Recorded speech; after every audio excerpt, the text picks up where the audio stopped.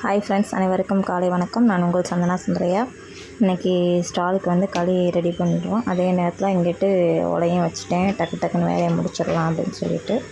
எவ்வளோ சீக்கிரம் எழுந்திரிச்சாலும் வேலை பார்த்தாலும் அந்த 6:30க்குள்ளே வேலை முடிக்கவே முடியல. ரொம்ப கஷ்டமாக இருக்குது.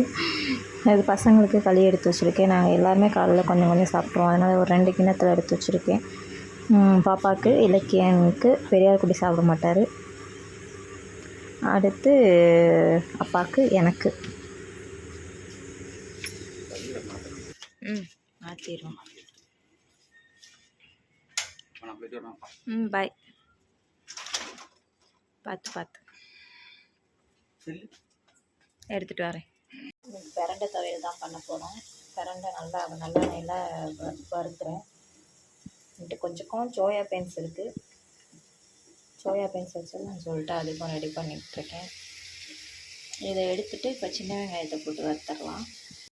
பிரண்டை எடுத்து வச்சுட்டு இப்போ அதே இதில் கொஞ்சமாக சின்ன வெங்காயம் கொஞ்சமாக போட்டு அதை நல்லா வதக்கிட்டு அப்படியே அதுக்கப்புறம் உப்பு புளி எல்லாம் சேர்த்து வதக்கி பிரண்டை துவையல் ரெடி பண்ணிக்கலாம். அப்படியே காலிஃப்ளவர் இருந்தது, அதையுமே பொரிச்சோம்னா கண்டிப்பாக காணாது. அதனால் வெங்காயம் பச்சை மிளகாய் போட்டு வதக்கியாச்சு. அவ்வளோதான் சமையல்.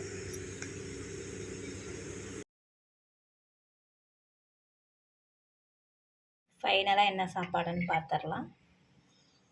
ஒயிட் ரைஸ் தான் டிஃபன் பேக் பண்ணணும். ரசம் வச்சுருக்கேன் கொஞ்சமாக. அதுக்கப்புறம் சோயா பீன்ஸும் கத்திரிக்காயும் போட்டு கொஞ்சமாக கூட்டு. இது வந்து பிரண்டை துவையல். நைஸ். பிரண்டை துவையல் இந்த துவையலுமே இந்த மாதிரி தாளித்து சாப்பிட்டிங்கன்னா இன்னும் இந்த கடுகோட டேஸ்ட் எல்லாமே சேர்ந்து ரொம்ப நல்லாயிருக்கும். இது வெங்காயம் பச்சை மிளகாய் தக்காளி போட்டு வதக்கி காலிஃப்ளவர் போட்டு வதக்கியிருக்கேன். இன்றைக்கி சமையல் இவ்வளோதான். உங்கள் வீட்டில் என்ன சமையல்னு சொல்லுங்கள். நன்றி, வணக்கம், பாய். மறக்காமல் சப்ஸ்கிரைப் பண்ண மறந்துடாதீங்க. பாய்.